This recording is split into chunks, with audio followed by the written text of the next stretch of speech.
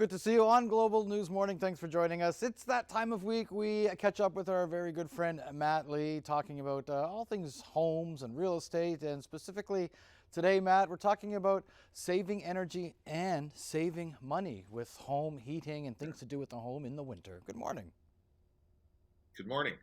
Yeah, we're getting into that time where we're into, minus 13, minus 10. It will go up and down, but I think we want to save as much energy and save as much on, the pocketbook as we can. So, we'll go through the list and refresh everybody of maybe what they should be doing at the beginning of the winter, get ready, and then we'll talk about government incentives as well. Okay, well, every dollar helps, that is for sure. And where do you want to begin? I think that the cheapest thing is free sunlight. If we take Mm. the curtains and we open them on the south side of the house for the day, and you're going to get that radiant heat coming through the windows, and it's actually going to heat those rooms up, keeps the house nice and warm. Then the furnace doesn't kick on, and it's kind of that compounding effect. So it will keep the costs down if those curtains are open. And by the same time, close the curtains at night. Yeah, that's correct. So there's a combination of things you can do at night. You close the curtains, and you can have turn the heat down if you're going to bed. Some people like to sleep in the cool, and also, if you do that, it doesn't have to kick on as much. You Mm. keep it down, and again, same thing.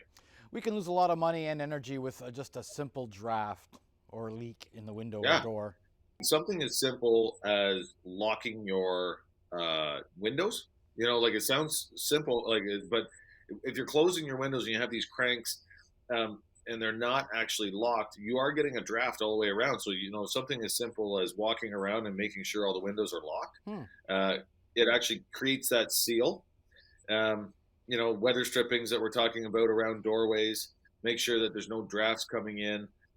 If you have solid pane windows, we talk about this a lot where you're caulking windows, you're doing different things. You want to make sure that anything that has the potential of having an opening is sealed up for the winter. Really good advice. And furnace filters. Explain why it's important to change the filters this time of year. The idea is that you change your smoke alarm batteries and the furnace filters at the time change. I would say we would be ready to do it again. The house has been dusty. The furnace has come on for the last month. We've changed the filter. Do it again, because then that will keep that fan won't work as hard. The furnace doesn't work as hard if it's not clogged up. If it's trying to suck air and it's not getting any, Mm. then it's working overtime. It's creating more energy in the motor. It's costing you more. It's a inexpensive way to save energy. Yeah, filters next to nothing when you think about it. That's right. Okay. Let's talk about water. Leaky faucets, perhaps. Yeah, like you can cost yourself a lot of money by if there's taps, you want to make sure the outside taps are turned off so that you don't get a break, and then all of a sudden you realize that there's been water pouring out. We are metered, in the same sense. You want to check the toilets if you're walking by and you hear water running. Maybe there's a seal gone in the toilet or something. You want to make sure that all of these things are taken care of, and then you're saving on energy and money. Close the doors in rooms, maybe a secondary bedroom you don't normally use. Close the doors in those rooms and vents as well. People have been doing this for a long time with electric baseboards. If they don't use that room, they turn the baseboard off and they close that room. If you're not using a few rooms and the furnace is kicking on, and say the thermostat's in the hallway, and you have four doors open to other rooms that you're not using, you're heating those rooms. You're keeping that circulating. If you close them off, they're going to be a little cooler, but it won't be as much square footage to heat, which means it'll turn that thermostat off quicker. And when we talk about lights, LED lights, you've been saying for a long time, and even for decorations. Yeah, exactly. We just switch them over. You look at it like we put LED lights on our Christmas tree this year. They're not warm, so there's no, there's not there's way less chance of any, something happening. You look at the energy saving with every light in the house. It's minimal costs, and yeah, I think we are going that way. We want to conserve as much as possible. And they look pretty as well. They do look good. Yeah, it makes a big difference. Ceiling fans, very important, not just in the summer to cool you, but in the winter to circulate the air. That's correct. So you can actually push the heat down. Heat rises, you're pushing that heat down. So you actually turn the fan the opposite direction, and it'll actually circulate it so that it comes down and drops into the room, and it feels warmer. You mentioned turning the thermostat off at night. Let's talk about the thermostat and the importance of smart thermostats. Let's turn down. If we say you're living at a 21, 22 degrees, um, maybe we're going to change that to 16. Somewhere between 15 and 17 at night. And then that furnace is not going to kick on as much. It is cooler, but I mean, you've got large blankets. Yeah.